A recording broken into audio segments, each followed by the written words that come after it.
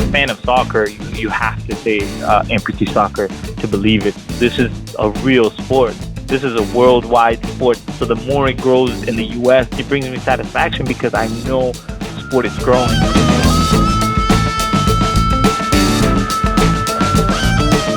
That's Kelvin Jimenez, a defender on the U.S. Amputee soccer team, and this is Amputee Soccer Rising, co-production of the American Amputee Soccer Association and Amplitude Magazine. I'm your host, Larry Borowski, editor of Amplitude, and our guest this week is an ideal person to kick off the podcast because, like most people, Kelvin Jimenez is still learning what amputee soccer is all about. Now, he's no stranger to soccer. He grew up playing the game and has a lifelong passion for it. For many years, he tended goal for the best soccer clubs in the Boston area, traveling all over the region and playing as many games as he could pack into his schedule. So when Jimenez lost his right leg in a boating accident in early 2021, he lost a big piece of his identity along with it. Not having soccer in his life was the hardest part about adapting to limb loss. And maybe the second hardest part was this fly that kept buzzing in Jimenez's ear. Nico Calabria, captain of the U.S. Amputee soccer team and a fellow resident of the Boston area. Calabria knew Jimenez had the soccer talent to compete at a high level, but Jimenez was still adjusting, and for almost a year, he kept shooing Calabria away. When my accident happened, a big piece of me got taken away. I was living, but living without a purpose. I was just going through the motions. My physical therapist referred me to Nico, and then Nico to me, and then Nico just reached out to me. But mentally, I was going through my own battles, just adapting to my new life. He kept trying to bring me out, but mentally I was just not ready. So I would constantly tell him, no, I'm not interested. Then my prosthesis that makes my leg, he also referred me to Nico. This is two different buildings, two different careers, two different people that were recommending me to Nico. He's like, yeah, you should get in touch with him. And I was like, yeah, we talk from time to time. So then what convinced me to be like, okay, I need to do this. This is what I need to do, and it's to play soccer again. Probably 2 months before I joined in 2022, I worked my regular job in the day, and then I did lift at night sometimes, It was just a random, I believe, like Thursday during the week. I pick up a group of 4, and then we're like talking, I'm like I said, I'm a friendly person, so I'm going back and forth, making conversation. The guy next to me at passenger, his name was, I believe, Thomas. And they start talking, and they're like, hey, your roommate's really cool. Like, I'm glad he came to the concert. It's so cool that he's on one leg. He was on the crutches, busting a move on the dance floor. And I stopped. In my head, I'm thinking, like, no way. So when I asked the guy, I'm like, hey, by any chance, is his name Nico? And they're like, yeah, Nico. That's my roommate, Nico Calabria. And I was like, does he play amputee soccer? He's like, yeah. He plays soccer, for the Revolution as well. So he calls Nico, and then he tells Nico, hey, guess who I'm here with? And he's like, hey, I'm here with Kelvin. He's like, Kelvin Jimenez? Man, tell him I said, what's up, man? And I was like, yeah, Nico, I'm here with your roommate. And I'm like, man, Nico, this is how I know it's meant to be. Now, as you can gather, Jimenez is not a shy person, and he desperately missed having soccer in his life, but it still took a near miracle of a coincidence to finally convince him to give amputee soccer a chance. Why the hesitation? Was Jimenez just being skeptical that a bunch of one-legged guys on crutches could play real soccer? Maybe there was a little of that. But as Jimenez tells it, the bigger obstacle was exactly the opposite. The thought of getting out there as an amputee was kind of intimidating. I went up to a practice with them, and it was the first time I wore shorts in public. It's tough because you're self-conscious that people are looking at you. You kind of want to hide it from the world. You don't want the world to know, that you're missing a limb, or you don't want people to ask you questions. There was a little kid there who was an amputee, and he was also trying to learn amputee soccer. I believe he was like 8 or 9 years old. And there was other kids who were able bodies, and they would like look at him, and you could tell they were like judging him because he was different. But then when the little kid came to us and started practicing with the amputee team and, knocking the ball around with us, like you could tell the other kids were like jealous. They were like, whoa, like he knows them. They looked at us like superheroes. The fact that he like knew us and got to play with us, it was like such a life-changing day for him to see other people like him. And then that's when I learned that this was like greater than us. This sport is bigger than us. It's about like representation. Since that moment, that day when I saw that little kid, that's when I was like, man, I don't care. I'm going to wear shorts. Like there's no tomorrow, you know? And that was that. Just one practice, and Jimenez was hooked. His identity as a soccer player, dormant for more than a year, came right back, and that made Jimenez more secure in his identity as an amputee. All that remained was to dominate on the soccer pitch and live happily ever after. Simple as that, right? I did a little research. I like went on Google, on YouTube, and I told Nico, like, hey, I'm a goalie. Like, I see you guys have goalies. I was so excited. And then he told me, oh, no, like, you wouldn't be a goalie. I was like, what do you mean? Like, there's an opportunity for me to play goalie in soccer again. Like, I have to. And Nico explained the rules to me a little bit and was like, hey, like, goalies, like, are missing an arm. And the players who are missing a limb or a leg, they would have to play on the field. To me, it was a scary thought because I was like, man, I've only played goalie my whole life. It's so different. You know, it's like the equivalent of playing quarterback and they tell you, hey, go be, you know, a linebacker. But I'm an athlete, you know. So I told Nico, man, I'm up for it. I'm like, sure. I'm not gonna lie. When I first started, I'm like, oh, you know, I'm gonna be fine. It's just walking around in crutches. No. There's one level of being fit, and then there's another level of being fit on crutches. Like, it's no joke. For me, it was challenging because when I played goalie, my strong foot, the foot I used the most was my right foot, and that's the foot I lost. That's the one where I kicked, I passed the most, you know. So I felt more comfortable on. So I feel like that was a big challenge, but also as an athlete, I was thrilled about it because I'm like, you know, like, man, I learned how to walk. Man, I lost my leg and I'm up and moving. I learned how to drive with my left foot. I can conquer anything. In a moment, Jimenez will explain how he found his true home on the amputee soccer pitch. Before we get to that, let's drop in a word from one of this month's sponsors, Amplitude Magazine. With 6 print editions every year and a digital newsletter every week, Amplitude is your go-to resource for amputee-related news, personalities, technology, culture, research, sports data, and everything else. Head over to livingwithamplitude.com to subscribe. That's livingwithamplitude.com. Let's pick up Kelvin Jimenez's story in September of 2023. The U.S. national amputee soccer team traveled to Warsaw, Poland for an 8-team tournament, and Jimenez went with them as one of Team USA's newest players. It was his first experience against international competition in amputee soccer, or amputee football, as it's called everywhere outside the U.S., and things got real in a hurry. Going to Poland and just seeing a whole different dynamic and a whole different type of level and athletes from all across the world was just like a shock.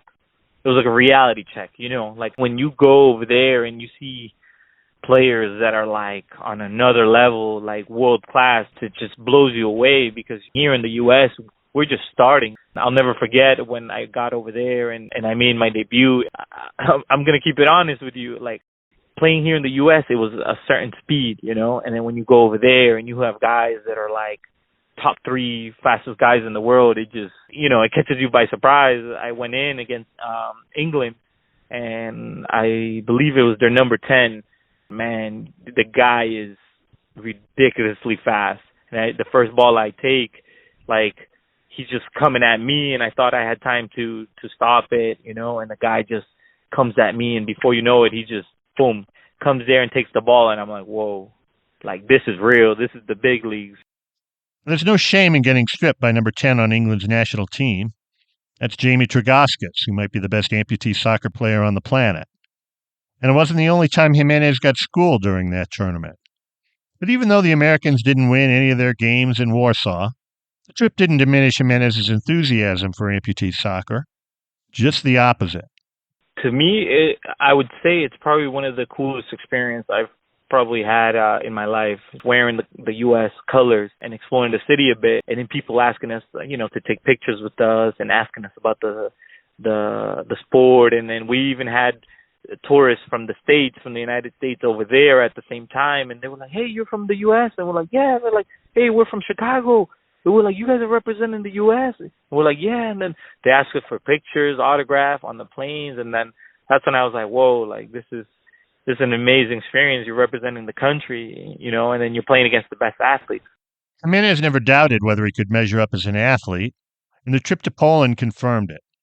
He needed to get more comfortable on his crutches, build up his endurance, and fine-tune his ball handling and a few other skills. But he knew it could help Team USA win. He just didn't know exactly how, now that he wasn't playing his natural position inside the goalie box. About 6 weeks after the trip to Poland, America's best amputee soccer players convened in Columbus, Ohio, for the U.S. Amputee Soccer Cup, the first ever national championship tournament of amputee soccer. Jimenez, Calabria, and a few other national team players participated as members of the New England Revolution. That's where Jimenez figured out what type of amputee soccer player he was destined to be. So it's funny.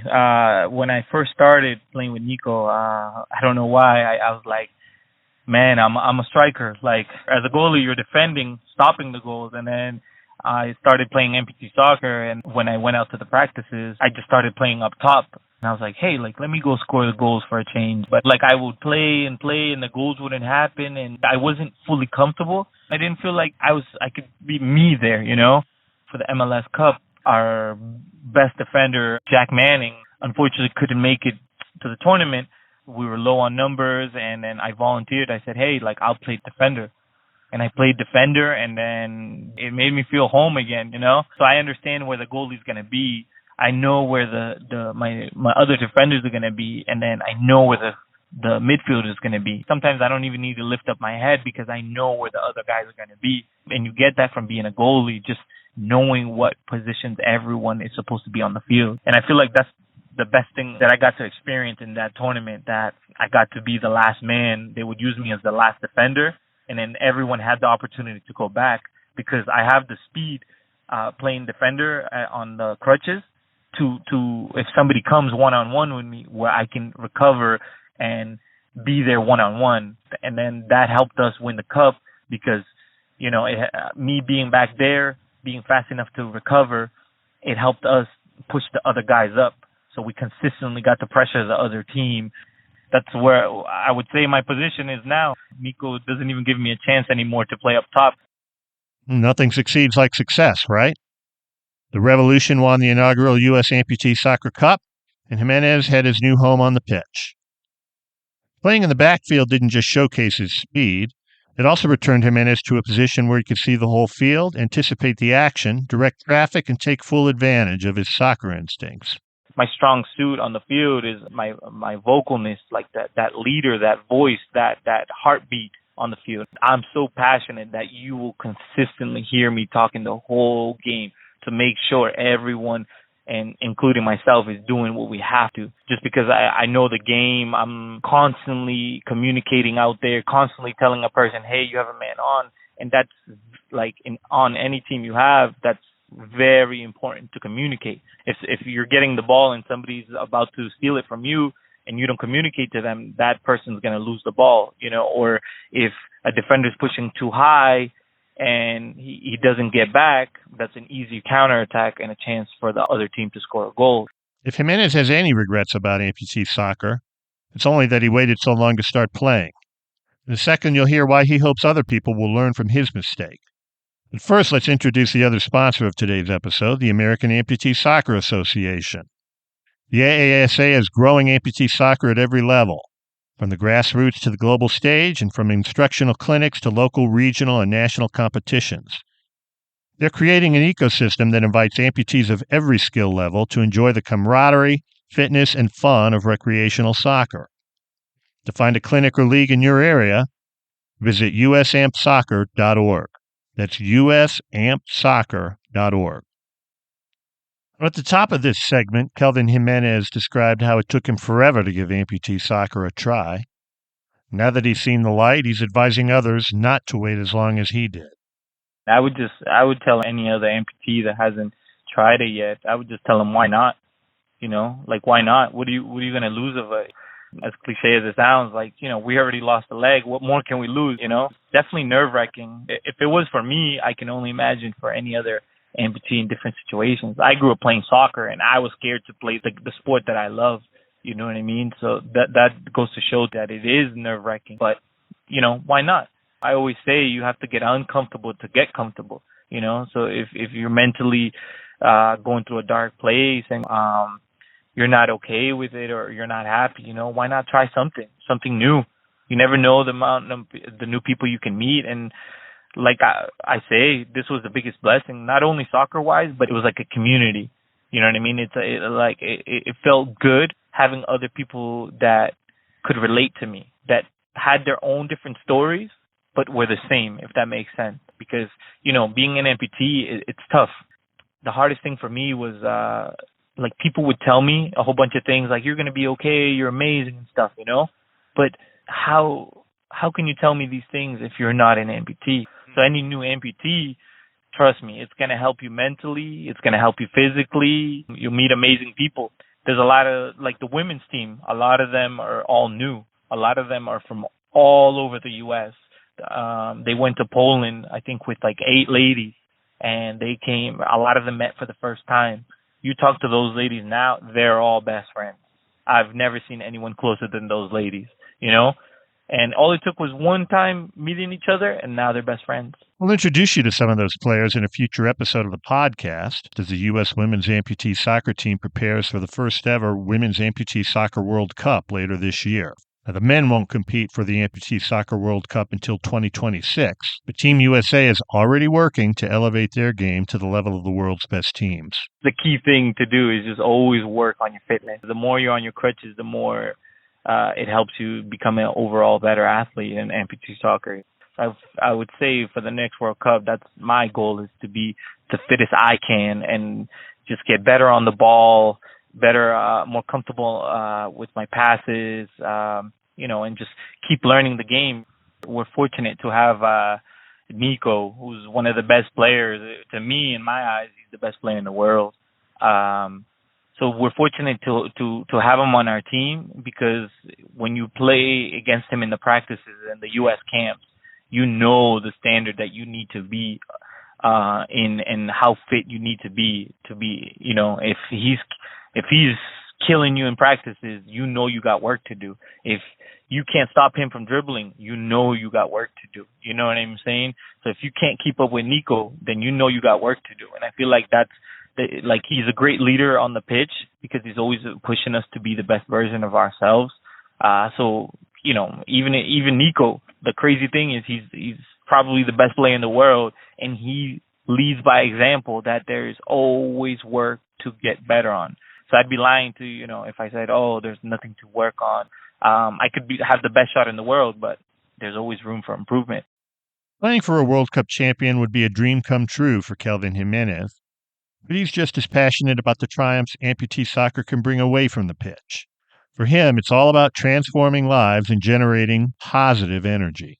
We don't play the sport to get pity, you could say. We want people to be motivated, that no matter what you're going through, you can overcome it. The same way I overcame it. That should light a fire in them, to conquer any battles they face in their daily lives. So for anyone that's curious, it would be good for them to come out to our practices. We always have a pair of crutches. It's a cool experience for anyone. So that's why I say, why not? Give it a shot, and you never know what can come out of it. All it took was one time, and I came out, and it saved my life. That'll do it for segment 1 of Amputee Soccer Rising. Thanks again to our 2 sponsors for this segment, Amplitude Magazine and the American Amputee Soccer Association. Thanks to Kelvin Jimenez for sharing his story, and thanks to you for listening. Next month, we'll be talking things over with Jason Facina, the new head coach of the U.S. Amputee Soccer Team, and providing updates about some amputee soccer clinics and exhibitions taking place around the country this summer. Until then, I'm Larry Borowski. We'll see you next time on Amputee Soccer Rising.